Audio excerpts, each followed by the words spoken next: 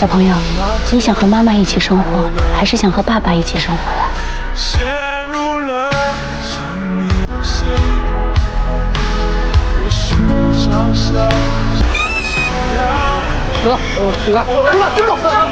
我和他在一起，他会死的。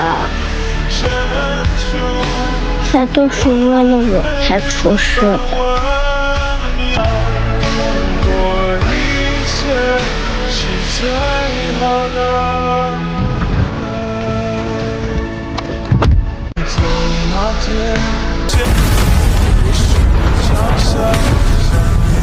没有我就好了。不是这样的，不是这样的。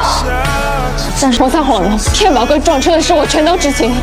小马是我找来的司机，我会手语，因为那些聋人听话又好骗，你让他们做什么他们就做什么，所有事情都是我们安排的。小马还什么都不知道。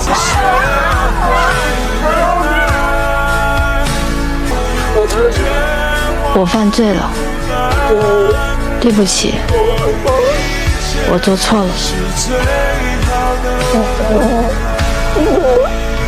我是聋人，我有一个善良的女儿。但是柯妈妈想带木木出国，我害怕，我不应该把她留在我的身边，做我的耳朵。我太自私了。